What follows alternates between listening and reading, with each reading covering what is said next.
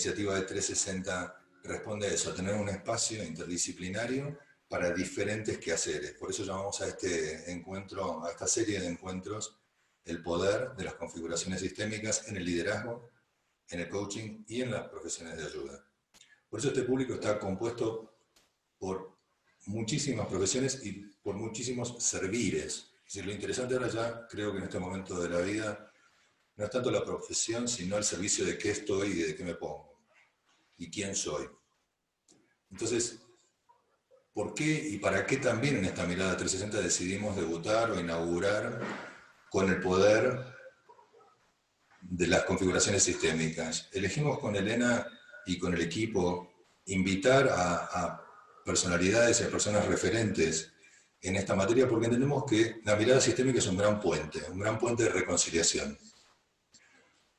Una mirada no solo para consteladores, es una mirada que a todas las profesiones y a todos los quehaceres, desde padres, madres, hermanos, socios, docentes, abogados, todas las profesiones de la salud, pueden nutrirse de esta mirada que tiene un trasfondo tan esencial. Entonces nos pareció que debutar en nuestro espacio, en este espacio extracurricular, un espacio de formación tan abierto y tan multidimensional, con esta mirada era muy reconciliador, porque a veces los saberes se hacen dogmas, a veces los saberes se hacen morales, y ahí lo nutritivo se termina, ¿no? y empieza el conflicto. Y creemos con Elena y con todos nuestros invitados, y seguramente con todos ustedes, 390 que nos están acompañando, 390 almas que estamos conectadas en este momento, que es un gran momento para dejar las etiquetas y para que todos los que tengamos algo bueno para dar lo hagamos. Esa es la gran invitación, estar conectados desde el corazón y saber que este es un momento en donde todo lo bueno que tenemos que dar un paso al frente y ofrecerlo. Desde ese ánimo la quiero invitar a Elena a saludarlos como cofundadora de este espacio y después lo vamos a recibir al queridísimo Marco Leone, que todos deben estar muy, muy ansiosos por escucharlo, empezando por nosotros, ¿no? Elena, ¿estás ahí? Gracias, Edgar, gracias por todo este trabajo para juntar a tanta gente y llevarles esta conversación a todos. Gracias, Gustavo, gracias, Lucía, Mariano, que han trabajado muchísimo. Y bueno, ¿y qué decirles? Estoy de lo más emocionada de recibirlo a Marco, con quien tengo una relación de algún tiempito y a quien quiero entrañablemente. Les diría que más allá de lo que pueda hacer como un gran constelador, más allá de lo que es como coach, es una gran persona, es un alma vieja en un cuerpo joven y siempre tiene algo hermoso para decir y lo dice desde un amor tan grande. Así que estoy acá, lista para aprender de él. Y gracias, y compartamos el espacio y salgamos juntos de la mano aprendiendo juntos. Fortaleza emocional significa que nosotros estamos acostumbrados a hacernos fuertes físicamente. Hacemos artes marciales, vamos al gimnasio, levantamos pesas, hacemos yoga, flexibilidad, lo que ustedes quieran. Nosotros tenemos a la fuerza puesta como una habilidad del cuerpo. Pero la fortaleza emocional es el poder del mundo interno. Entonces, si el cuerpo es fuerte, el mundo interno nuestro, para ser fuerte, tiene que hacer contacto con el poder. Entonces, una persona tiene poder cuando no solo tiene fuerza física, sino que también tiene la fortaleza emocional suficiente para no derrumbarse cuando las expectativas no se cumplan o cuando los escenarios cambian. Y por eso me parecía muy importante poder conectar esto con esta conversación maravillosa sobre para qué sirven las configuraciones y de alguna manera por qué y cómo podrían aportar a tantos rubros. Yo no me voy a enfocar directamente en eso, me voy a enfocar en darles la mirada sobre todo eso. Y entonces desde esa mirada poder empezar a mirar juntos cuál es el valor que podríamos tomar, que podríamos tener. ¿Ok? Bien. Bueno, entonces les estaba diciendo esto, ¿por qué fortaleza emocional? ¿Y qué significa que uno en el pasado se puede apoyar? Yo estoy les voy a decir algo, así como sinceramente, bastante cansado de la gente que está enfocada en algunas formas de ayuda que dicen al pasado hay que borrarlo, hay que sacarlo del medio y hay que mirar para adelante. Si ustedes quieren hacer eso y pretenden hacer eso, eso solamente se pueden hacer si tienen Alzheimer o si se quedan sin cuerpo. Porque mientras tengan cuerpo van a tener memoria, y mientras tengan memoria el pasado va a estar presente de alguna de otra manera, aunque uno lo vaya resignificando una y otra vez. Así que lo que tenemos que lograr es que el cuerpo y el pasado, la memoria dentro de él, nos apoyen hacia donde queremos ir, en vez de tirarnos en contra o en vez de ponerse en el medio. Entonces, primero, algunos preguntan cuando empiezan una conversación como esta, ¿qué significa mirar sistémicamente? ¿O qué significa tener un pensamiento, una mirada, una observación que sea sistémica? Y lo que les quiero decir con esto es que es muy simple. Sistémico significa que lo que uno mira son las relaciones, no mira cosas, sino mira lo que hay en el medio entre una observación y otra observación que uno quiere hacer. Uno mira conexiones, patrones, tendencias, juegos, dinámicas. Uno mira la forma en que se da un contexto de interacción entre dos personas, entre dos empresas, entre dos sistemas, adentro del cuerpo humano de un sistema con el otro, porque nosotros mismos somos una galaxia de sistemas biológicamente hablando. Y entonces, mirar sistémicamente es dejar de ser, de tener el ojo puesto solamente para mirar un aspecto o un punto y empezar a abrir la mirada para ver cómo se gesta o cómo se crea la identidad de cada uno de los entes que están en relación a través de cómo se da esa relación.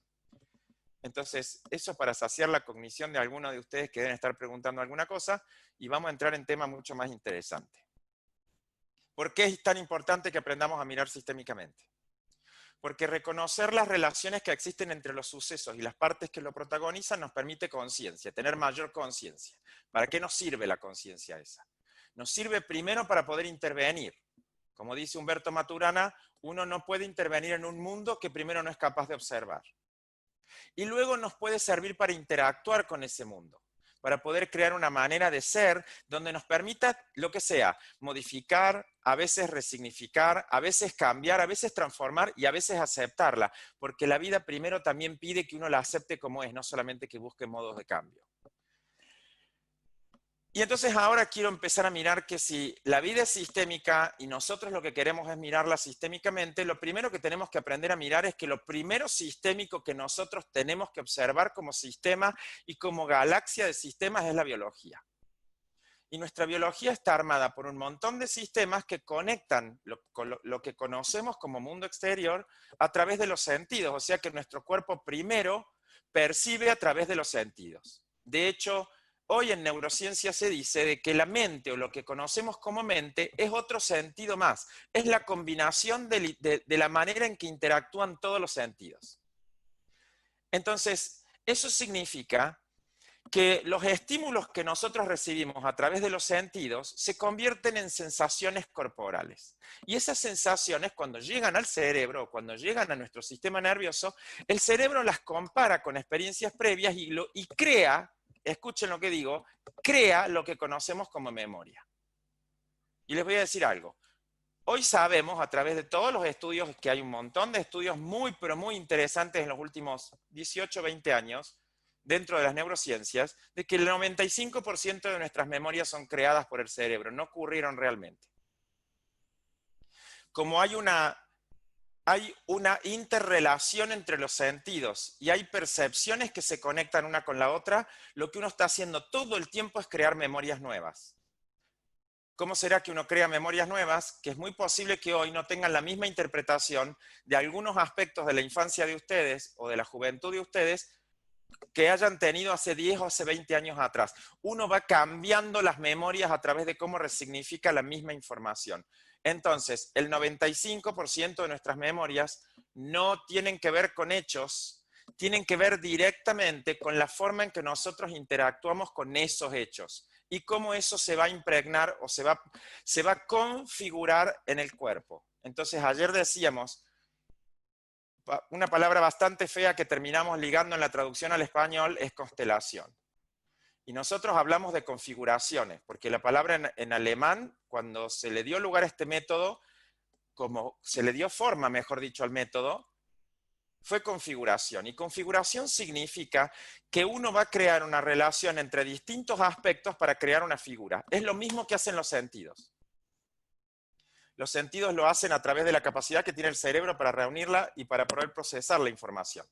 Y después la hacen a través de otra cantidad de situaciones que tiene el cuerpo, como las neuronas de espejo. Un italiano que es otro neurólogo que se llama Rizzolatti, que todavía vive. Este señor investigó y descubrió que neuronas de espejo son un grupo particular de neuronas que usan todos los animales. Yo creo que en realidad los seres vivos, hoy hay plantas que podemos decir, hay una investigación súper interesante en Stanford con plantas, en donde ellos dicen que también tienen neuronas de espejo y tienen 12 emociones básicas, las plantas. Se llaman emociones primarias de la planta. Con lo cual, eso nos dice que quizás el mundo emocional no es nuestro, señores, es de la naturaleza. Y lo tiene toda la naturaleza. Esas memorias de espejo sirven para que uno aprenda por imitación. Uno aprende por imitación, y si ustedes miran un niño antes de que adquiera el lenguaje hasta su año y medio, 2 años, porque hasta ahí es un lorito que cuando repite palabras las repite sin mucho sentido, las repite porque tiene una persona importante para él como su mamá o su papá que se la ponen en la cara, y entonces el otro la repite como quien repite un sonido. Esas neuronas de espejo son las que nos permiten la empatía, nos permiten la intuición, nos permiten el hacer contacto compasivo con el otro y nos permiten asociarnos tanto con el otro que terminamos sufriendo en el sufrimiento del otro. Se llama, en medicina se llama síndrome de burnout, que es el médico que está tan contagiado por el dolor de sus pacientes que termina enfermo él. Es un desborde de la capacidad empática del cerebro. Entonces, por nuestros sentidos creamos las memorias, por nuestras memorias reaccionamos a los eventos y entonces tenemos emociones.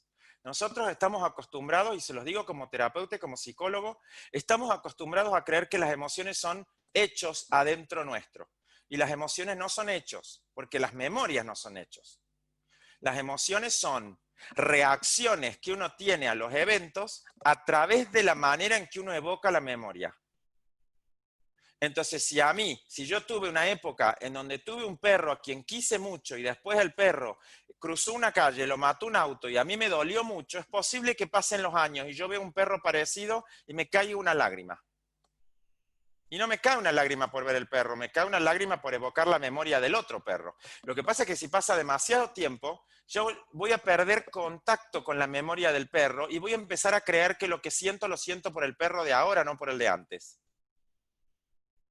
Y por eso me importa muchísimo que pongamos la memoria en el centro de la evocación de la fortaleza emocional. Si las emociones perduran, se van a transformar en estados de ánimo. Algunos de ustedes saben mucho de lo que estoy hablando. Si los estados de ánimo perduran en el tiempo, se van a convertir en hábitos. Si los hábitos perduran en el tiempo, se van a convertir en patrones de relación. Eso es lo que uno ve cuando uno identifica la primera condición de observación de dos entes interactuando, o de dos personas, o de dos, vamos a decir, una persona con una situación, o pueden ser dos sistemas diferentes, como puede ser una familia o dos empresas. ¿Qué es lo que uno hace? Uno mira cuáles son los patrones de relación que tiene. Y cuando uno mira un patrón de relación, lo que uno va a encontrar detrás es un hábito, detrás del hábito estados de ánimo, detrás de los estados de ánimo emociones que refieren a eventos, detrás de esas emociones que refieren a eventos memorias, que refieren a eventos anteriores, y detrás de todo eso es un proceso sensoperceptivo. Todo el tiempo nuestro cuerpo está creando algo. ¿Saben cómo termina este cuento? Si los patrones relacionales se instalan, por lo menos durante 1 año y medio o 2 años en nosotros, van a pasar a ser parte de nuestro carácter o de lo que entendemos por personalidad. Entonces la gente, después que hace 2 años o 1 año y medio que está viviendo dentro de la misma identidad, dentro de la misma respuesta a la pregunta de quién es, cuando le preguntas por qué hiciste eso, te dice yo soy así, tómame o déjame. Y empezamos a defender lo que sentimos que somos nosotros como identidad, porque no podemos reconocer que hubo todo un proceso de construcción. Y en donde hay un proceso de construcción, existe la posibilidad de cambio. La vivencia es que yo soy así, pero yo no soy así. Yo me construí y devine en eso, a través de un montón de factores que podríamos mirar, no nos vamos a dedicar ahora, pero quiero que se imaginen esto. Se los voy a poner así. Esto es lo que a veces vemos uno, a veces vemos el otro, pero estamos todo el tiempo jugando en esto. Esto es lo que somos. Sentidos que crean memorias, que evocan emociones. Emociones que crean estados de ánimo, que luego van a desarrollar hábitos, patrones emocionales y van a terminar fusionándose en nosotros como parte de nuestra identidad personal. Con lo cual, cuando una persona dice, yo quiero cambiar este carácter, o quiero cambiar esta relación que tengo con las situaciones o lo que ocurre, o con la pandemia, o con el miedo, o con lo que sea, tengo que empezar a hacer todo el recorrido hacia encontrar cuál es el patrón de relación que uno tiene con eso, cuáles son los hábitos que están detrás, con qué estados de ánimo se asocian, qué emociones están asociadas a qué hechos que fortalecen ese estado de ánimo, cuáles son las memorias por detrás que tiene ese cuerpo, y entonces la mayor fortaleza de hacer eso va a ser volver a entrar a través del ascenso-percepción, volver a conectar el cuerpo con la memoria. No hay fortaleza si no hay relación con el cuerpo, porque el cuerpo lo que te muestra es que somos seres con memoria. Y nosotros en general reconocemos 3 memorias. Díganme ustedes si no están de acuerdo con lo que voy a decir. Y además, ya puse la primera y ustedes ya están pensando en las próximas 2, ya les veo la cara. Tenemos memoria a corto plazo y hay gente que puede recordar tranquilamente qué fue lo que comió hoy al mediodía. Tenemos memoria a mediano plazo y hay gente que puede recordar qué comió la semana pasada o hace un mes o 2 meses para cuando vinieron las Pascuas o cuando empezó la pandemia. Tenemos una memoria a corto plazo y tenemos memoria a largo plazo. Bastante difícil que yo les diga el mismo día de hoy, hace un año atrás, ¿qué comiste? Si no fue una situación muy especial que ustedes puedan evocar y relacionarla con algo, es muy posible que no se recuerden si comieron o no. Estas son las memorias que nosotros usamos habitualmente y que las tenemos presentes a la hora de tratar de construir lo que entendemos por realidad. Pero ahora les voy a agregar una más. Señores, nosotros biológicamente, y esto no lo estoy diciendo solamente a través del paradigma de las configuraciones, hoy la neurobiología define la memoria así. No lo estoy trayendo a esto nada más que de lo neurobiológico. Hay una memoria más que es la transgeneracional. Hoy hay estudios que muestran en qué lugares del cuerpo conectan, qué genes del cuerpo y qué neuronas conectan con qué información de quiénes que vinieron antes y cómo. Esto es lo que nos muestra por qué las personas adoptadas tienen sensaciones sobre cómo eran sus padres, aunque nunca los hayan conocido. Estoy refiriéndome a los padres biológicos. ¿Por qué hay personas que tienen sueños con personas que nunca conocieron? Pueden ser abuelos o bisabuelos o situaciones que ocurrieron antes. Les voy a poner un ejemplo personal. Ayer me encantó eso que tan hermoso hace Miguel, que es poner la vida de él en el medio en vez de poner ejemplos de otros. Yo les voy a contar algo, Elena lo sabe mucho porque ella fue una de las primeras personas con la que conversé esto alguna vez, que siempre me ha dado, ahora ya no, pero en los principios me daba mucha vergüenza contarlo. Y es que cuando yo era chico tenía una pesadilla, siempre era la misma. Yo tenía una pesadilla que cuando me dormía muy profundamente, y yo sentía que yo estaba en un campo de guerra donde caían bombas. Elena ni se va a acordar de esto, pero fue uno de los primeros trabajos que hiciste vos conmigo, en donde me hiciste recorrer el campo. No me voy a olvidar de eso, porque fue una hipnosis extraordinaria para mí. Fue otro estado de la mente entrar a mirar eso. Y ¿saben cómo me despertaba? Me despertaba porque veía que venía como una especie de bomba, granada, no sé qué lo que era, que me caía exactamente en los pies.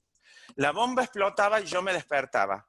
Como tenía otro de madera, que era el de la cama, había otro marco de madera, había 2 marcos de madera, el que dormía y el de la cama, entonces un marco de madera se pegaba contra el otro marco de madera y el marco durmiente se despertaba. Yo me despertaba de golpe porque realmente saltaba en la cama, saltaba. ¿Saben cuándo se me fue ese sueño? Yo no me animaba a contárselo a nadie, tenía un papá siciliano, los que me conocen saben porque les he contado mucho sobre él, que era un tipo extraordinario en muchos aspectos y bastante malhumorado como buen siciliano. Y un día él, como buen italiano, había hecho un sándwich de prosciutto. Oh, Dios mío, cómo me gusta el prosciutto. Si me quieren regalar algo algún día, prosciutto. Con eso me van a hacer feliz. Prosciutto, jamón, queso a máquina, el pan bien crocante y me dijo, come que te tengo que contar algo. No sé por qué ese día se le dio que lo quería contar, yo me senté a comer, cada vez que en mi casa mi papá decía come es porque se venía alguna cosa importante. Para los italianos, la memoria del comer y de lo importante están asociados. Eso significa que han pasado mucho hambre y que lo importante viene cuando uno empieza a comer de nuevo. Porque sin el comer uno corre riesgo de morir. Entonces me dijo, yo te tengo que decir que vos tuviste un tío. Tu tío era mi hermano menor. Cuando nosotros dos fuimos a la guerra, a la Segunda Guerra Mundial, mi mamá lo único que me pidió es por favor cuida a mi hijo. No me dijo volvé vos, me dijo cuida a mi hijo. Mi hijo era mi hermano menor, ese era el hijo de ella. En uno de los momentos donde nos atacan, yo no estaba de guardia, él sí, nos atacan y yo empiezo a escuchar las bombas que caen y me levanto para ver si estaba mi hermano. Cuando veo que no está, dije, este está de guardia, salí corriendo a buscarlo, veo una granada que vuela, cuando veo dónde cae, me voy corriendo imaginando que él estaba ahí y efectivamente la granada le había caído en los pies. Así que lo tomé en mis brazos y él me miró y se murió en mis brazos. Mi papá lloraba desconsolado. Pocas veces, 3 veces en la vida lo vi llorar. Esa fue una. Yo no pude comer más, tengo que decir que prosciutto, no prosciutto, se me cerró el estómago, puse el sándwich en la mesa, me quedé mirándolo, no sabía si llorar o qué hacer, porque me asustó la historia y me asustó verlo a él así tan quebrado. Además, yo tenía unos 7, 8 años cuando fue esta historia que él contaba. Pero lo mágico de esto fue que nunca más tuve la pesadilla. Yo lloré después, me fui a llorar al baño para que él no me vea. Pero lo que no me había dado cuenta es que pasaron meses enteros y después me di cuenta, cuando pasó mucho tiempo, que la pesadilla no volvió nunca más. Yo soñaba la historia de mi tío.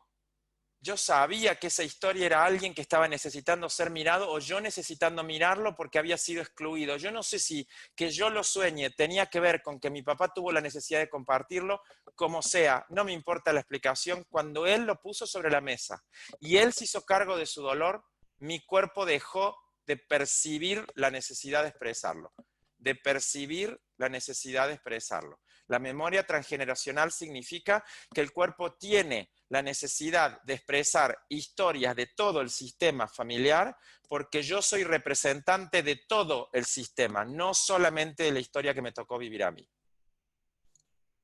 Con lo cual, la primera memoria que voy a llevar es la de mis padres y mis hermanos.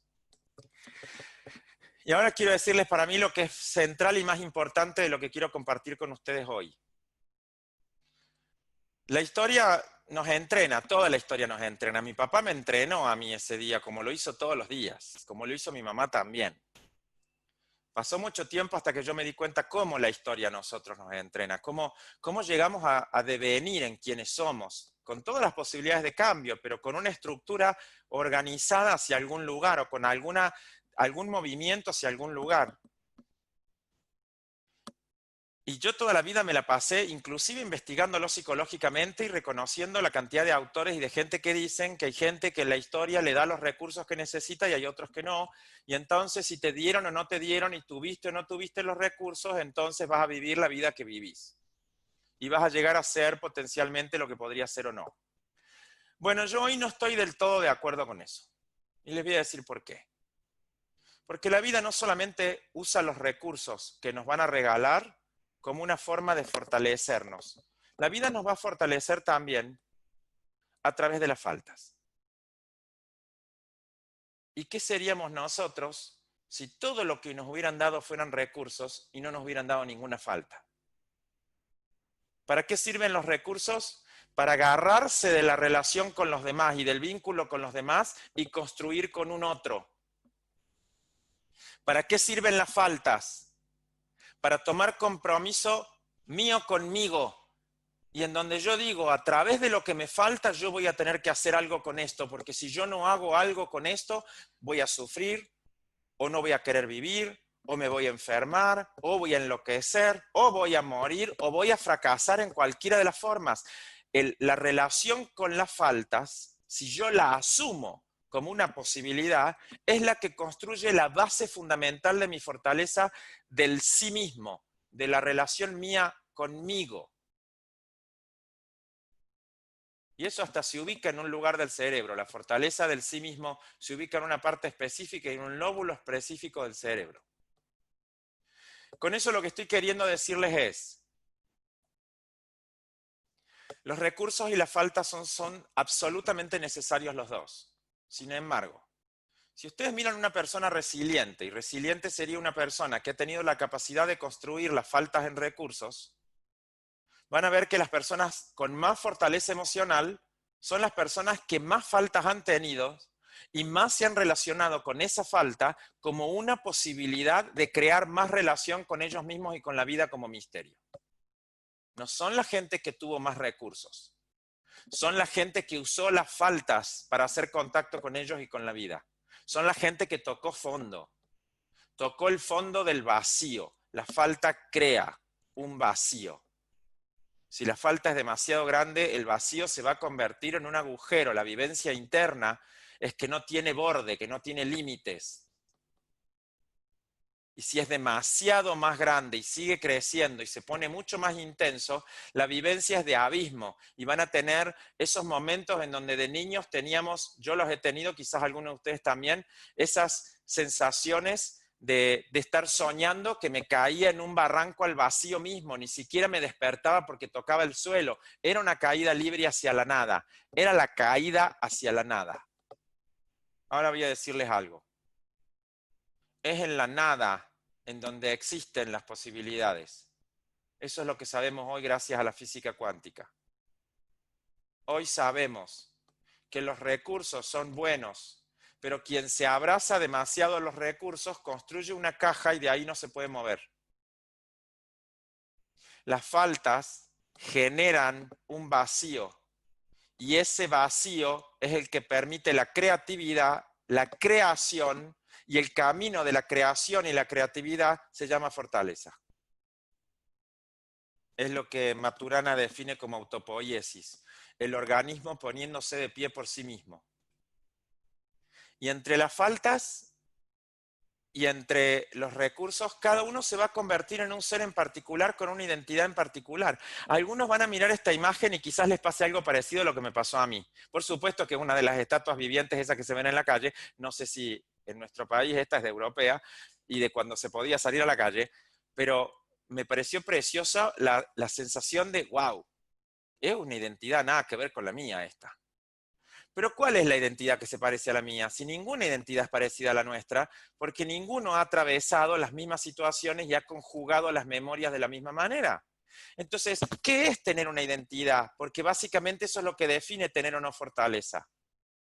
Es hacer una combinación entre cómo yo entiendo el pasado, en cómo uso el pasado para relacionarme con el futuro, y entonces cómo hago que el presente sea un presente en donde yo me pueda centrar en lo que sigue usando los recursos de lo que fue, o en donde yo entre en un relato donde me sienta más pequeño que las circunstancias, en donde yo me sienta fuera del juego, sin pertenencia, y entonces no pueda adueñarme de ese futuro. Pero cada cuerpo, pónganle el color que quieran y pónganle la forma que tengan o que quieran, es una configuración entre el pasado y el presente y el futuro de la persona más la información de la gente de su sistema, incluida la gente que no conoció. Porque la memoria transgeneracional va a hacer eso, va a hacer que uno se pueda conectar y pueda mostrar, sobre todo cuando hay una crisis, cómo se conjugó todo eso. Ahora entremos a la vida de hoy. Vamos a mirar el presente. Un segundo, un instante. Cada vez que los seres humanos tenemos una crisis, lo que tenemos es algún nivel dentro de nuestra senso-percepción alto de estrés. Un nivel alto de estrés significa que el cuerpo nuestro se pone a prueba. Se pone a prueba a ver si tiene la fortaleza suficiente para atravesar lo que está ocurriendo o si lo que está ocurriendo va mucho más allá de lo que él puede sostener. Si va mucho más allá de lo que puede sostener, la persona se va a traumatizar físicamente o emocionalmente.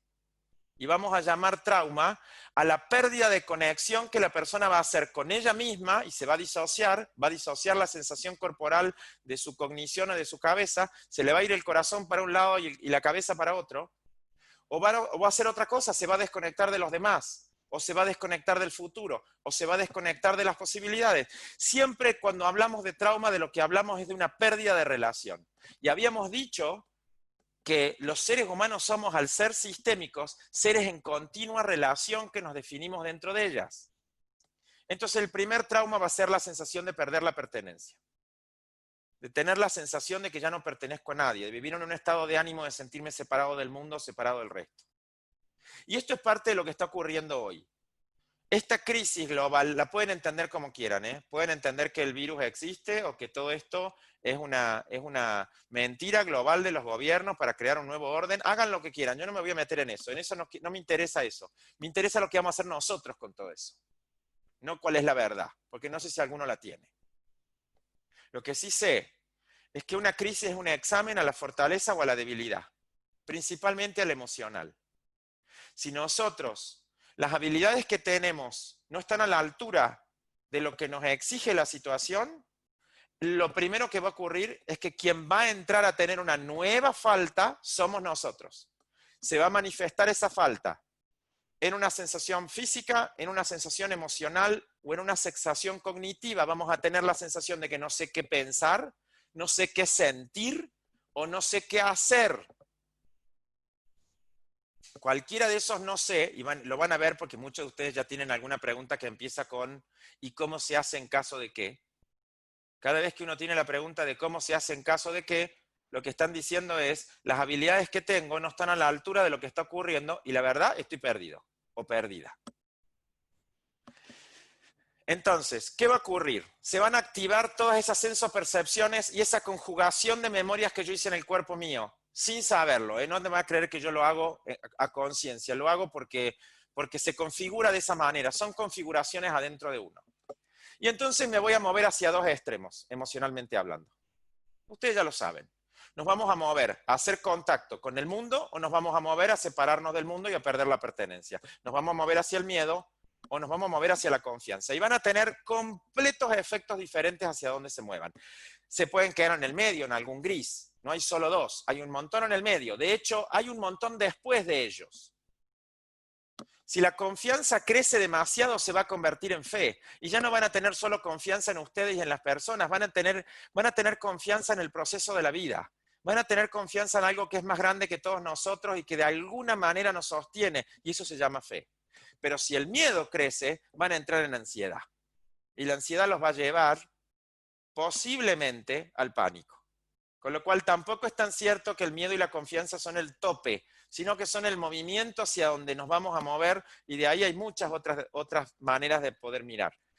Pero quiero poner el foco en la confianza porque esa es la base de la fortaleza emocional a los que los quiero invitar. Y los voy a invitar a dos cosas. Una, a que hagamos dos anclajes. El primer anclaje va a ser con una frase y el segundo vamos a hacer un ejercicio. La confianza personal significa que puedo abrir las conversaciones que necesito tener con otras personas de manera tal que pueda crear el futuro con otros. Esto lo dijo una extraordinaria maestra que ustedes conocen que se llama Elena Espinal. En un programa que conozco y que admiro y que la tengo a mano con ella, que han compartido todos estos años conmigo, con el doctor Flores, Fernando Flores, en donde esto es la base de lo que ellos han hecho con nosotros. Enseñarnos a abrir las conversaciones que necesito para poder crear el futuro con otros. El que no tiene la suficiente confianza personal o fortaleza emocional para esa confianza emocional, no va a poder abrir las conversaciones que necesita. Ustedes, si me van a preguntar cuáles son esas conversaciones, lo voy a abrir en la próxima sesión. Esto es para que vuelvan, ¿está claro? Para que de acá a un mes estén de nuevo. Así que los voy a dejar ahí. Oh, había 6. Sí, hay 6. Las vamos a ver en la próxima. Si las logran a las 6, van a tener serenidad. Y les voy a decir algo sobre la serenidad. La mayoría de la gente cree que la serenidad es quedarse quieto. Y la serenidad en realidad es mantenerse a la distancia suficiente para no desmoronarse y mantenerse abierto a que si el mundo se mueve y la vida se mueve, yo tengo que redeclararme aprendiz y volver de nuevo a reconocer que hay una habilidad que hay que desarrollar. Porque si yo tenía una habilidad para un mundo que cambió, ahora necesito otra habilidad, que es la habilidad para el mundo que acaba de surgir. Puedo tener recursos o no para ese nuevo mundo, pero todavía no tengo la habilidad. Y si yo no me redeclaro aprendiz, no me puedo abrir. Y si no me abro, en vez de tener serenidad, lo que voy a tener es miedo y ansiedad o desesperación, que van a ir en la misma línea del miedo. Pero esa serenidad no puede crecer sin confianza. Serenidad no es quedarse quieto, señores, es estar enfocado. Serenidad es estar presente. Si tenés que ponerte un barbijo, ponételo, o un tapaboca, ponete el tapaboca y salí. No que salís pensando que ahora el bicho se metió no sé por qué lado que justo se movió del tapaboca. No existe eso. No existe en el sentido de que uno no tiene serenidad bajo el control. Uno tiene serenidad cuando renuncia a tener el control. Y acepta que uno es más pequeño que el juego de la vida, que uno es una pequeña parte de una configuración que se llama misterio de la vida, que es mucho más grande que nosotros. La serenidad implica estar enfocado, estar presente y estar en confianza. ¿En confianza de qué? En confianza de que somos muchos y que estamos conectados, como ahora juntos en esta conversación. No estamos solos, somos muchos y estamos conectados. Entonces la primer base de la fortaleza emocional es: no estoy solo, no estoy sola, venga lo que venga. Y yo los voy a invitar a que se hagan un cartel con esa frase y la pongan a donde más la necesiten. Porque en realidad no es ni la pandemia ni el confinamiento lo que nos va a tirar abajo, si algo nos va a tirar abajo en vez de fortalecernos. Es la desconexión. Es la sensación de que ya no estoy con otros para poder estar conectados. Y ahora estamos más conectados que nunca. Porque esta pandemia, sin el Zoom y sin los teléfonos y sin todas las vías de comunicación que ustedes saben que tenemos, no sería la misma pandemia. Sería una pandemia muchísimo más dolorosa. Por eso lo es para las personas que no pueden tener los recursos suficientes tecnológicos para vivir conectados como lo estamos haciendo nosotros. Y a esos hay que ayudarlos más. Hay que crear caminos para que nadie hoy se sienta solo. No importa lo que venga. Lo que importa primero es que se sepa en red. Es crear comunidades de aprendizaje que permitan que las personas nos mantengamos juntos, porque cuando nos mantenemos juntos, no peleando, sino construyendo, toda esta iniciativa del ICP, de Elena, de Edgar, es eso, es crear una red para mantenernos juntos, porque juntos podemos desarrollar habilidades, trayendo los recursos que cada uno tiene. La diferencia de aprender solo a aprender en red, que podemos compartirlos a los recursos. Y el que tiene más recursos para compartir, tiene mucho más caminos de práctica y de habilidad para desarrollar. Y tiene mucho más fácil el caminito para llegar a desarrollar todo eso y meterlo adentro del cuerpo. Hacer un embodiment, una enacción, como diría Varela. Convertirlo en algo que le pertenezca al cuerpo, no a la información. Y entonces quiero volver de nuevo a la memoria transgeneracional y decirles algo. Nuestros padres y nuestros abuelos también pasaron sufrimientos tremendos. Algunos de ellos mucho más grandes que el que estamos pasando nosotros. Y por lo menos sobrevivieron hasta que pudieron pasarle la vida a otro, que luego le pasó la vida a otro para que me pase la vida a él y ella a mí. Eso significa que nosotros no solo como seres humanos, sino como especie, tenemos estrategias en esa memoria, aunque creamos que no. Las tenemos porque nuestras propias vivencias de comunidad se suman en la próxima biología. Eso es lo que hace nuestro sistema nervioso. Por lo cual, nuestros niños, cuando nacen, tienen 7, 8 meses, 9 meses, 1 año, todavía no hablan, apenas caminan, pero ya les das un iPad y lo encienden y cambian imágenes. Mientras que le das el iPad a la abuela y la abuela no sabe para dónde ponerlo. ¿Por qué? Porque nosotros tenemos memorias de los anteriores que vienen con nosotros y el cuerpo reconoce algo, aunque no entre a través de la cognición, sino de la sensopercepción. Entonces déjenme hacer algo 5 minutos, 3 minutos menos, 3 minutos y nos vamos a tener una conversación con las preguntas que quieran y podemos dejarle o darle un cierre a esto si ustedes quieren. Pero les voy a pedir algo, siéntense derechos, por favor. Apoyen los 2 pies en el piso, les prometo que vamos a hacer algo que va a ser bonito para todos. Dejen la columna recta y la postura calma, las manos sobre los muslos. Y si les es cómodo, cierren los ojos. Si no les es cómodo cerrar los ojos, los pueden dejar abiertos. Pero si les es cómodo, ciérrenlos. Y pongan todo el foco en el aire de la respiración. Respiro profundo una vez y exhalo. Respiro profundo una vez más y vuelvo a exhalar. Y ahora imagino que en la próxima respiración puedo chequear todo mi cuerpo, desde los pies a la cabeza. Respiro y veo cómo están los pies, si hay tensiones, cuando exhalo el aire lo suelto. Respiro y exhalo, y al exhalar suelto las tensiones que pueda haber en la cadera, en la espalda, en los hombros, en los brazos, en las manos, en la boca, en los ojos y en la cabeza. Y en la próxima respiración voy a poner todo el foco en mi corazón. Imagino que respiro desde mi corazón. Que el aire entra y sale a través de él. Y que él tiene su propia fuerza y sus propias estrategias.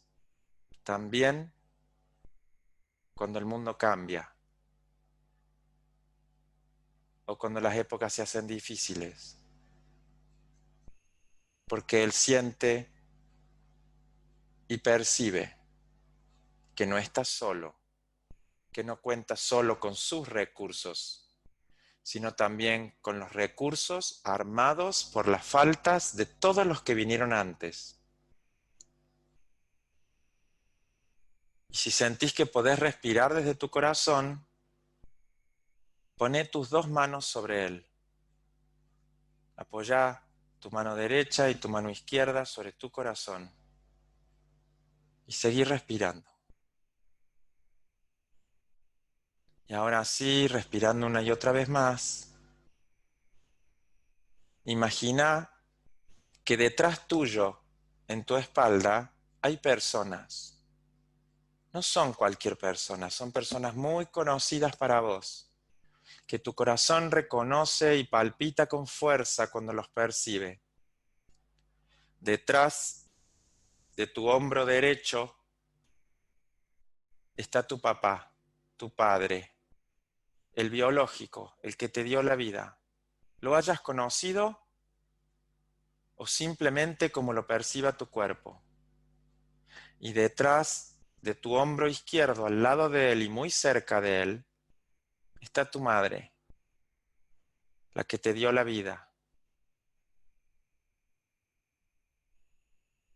Y ahora imagínalos a los dos e imagínate apenas apoyado en ellos, tomando de ellos la fuerza.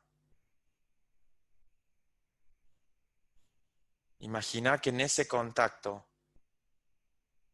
podés atravesar con ellos sus dolores, sus tragedias, sus muertes, sus pérdidas, sus duelos, sus enfermedades, sus traiciones,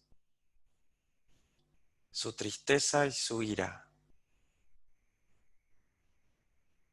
Y los ves caer y ponerse de pie. Una y otra vez los ves caer y ponerse de pie.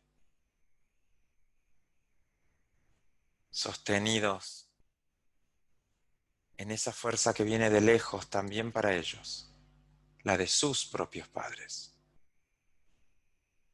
Esa misma fuerza que dejan en vos. La fuerza, los recursos y las faltas. Y con esa fuerza vas a usar los recursos y con esa fuerza vas a asumir lo que faltó como un camino para construirte a vos mismo, a vos misma. ¿Qué sería de nosotros si no hubiéramos tenido faltas? Si no hubiera habido carencias, Si no hubiera habido vacíos, ¿cómo hubiéramos hecho para crear quienes somos, también más allá de ellos? Ahora imagina que te girás y sosteniendo tus manos en el corazón los mirás a los dos. Y ellos te miran y se sonríen. Lo lograron. Con todo lo que fue y con lo que faltó, la meta era pasarte la vida. Y lo lograron. Ahora imagínate que los mirás y con amor te inclinás y solo decís, gracias. Gracias. Gracias por lo que me dieron y gracias por las faltas. Gracias. Lo tomo todo, también lo que fue difícil. Así como fue perfecto para mí. Gracias. Y entonces imaginás que respiras profundo, los vuelves a mirar, quizás les das un enorme abrazo de despedida a los dos juntos. Y ellos se abrazan mientras te abrazan, sabiendo que con vos lo hicieron bien. Y que no hay más pedidos, ni de ellos hacia vos, ni de vos hacia ellos. Solo gratitud y amor.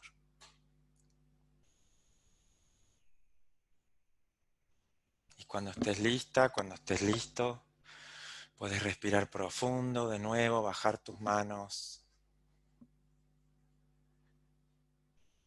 y abrir los ojos.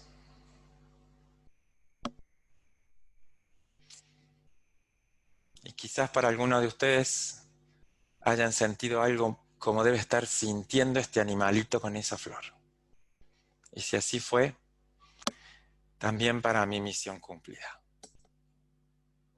Está Pablito preguntando qué es la resiliencia. Y lo voy a decir de una manera distinta como lo dije recién, Pablo. La resiliencia para mí es la capacidad que uno tiene para poder crear una nueva manera de ser cuando enfrenta el vacío o la falta. En vez de sucumbir o ahogarse en el vacío, usan el vacío para sacar de ese vacío una posibilidad. Entonces la resiliencia no es solo la capacidad de ponerse de pie ante lo que duele, es la capacidad para crear de la nada. Porque lo que hay cuando hay crisis o lo que hay cuando hay dolor es una profunda sensación de vacío. Y el vacío no está hueco, está lleno de posibilidades. Eso es lo que nos regaló la física cuántica y que aún no logramos conectar del todo con la vida cotidiana y la conexión está ahí. Necesitamos abrazar nuestros vacíos. Y aunque no lo puedan abrazar, a los que no puedan porque no conviven con ellos, hagan el ejercicio de abrazarlos. En las neuronas de espejo el cuerpo va a sentir igual el abrazo. Así que hagan eso, abracen. Y si van a hacer eso que están haciendo estos dos grandes maestros para nosotros, suban las manitos y de paso se abrazan a ustedes un rato también, porque esto de andar esperando el abrazo de otro, a veces tenemos que lograr otra cosa, que es poder también el autoconsuelo ponerlo sobre la mesa. Les mando un abrazo, los amo con el alma, gracias de corazón y nos vemos en la próxima loca aventura que se les ocurra inventar.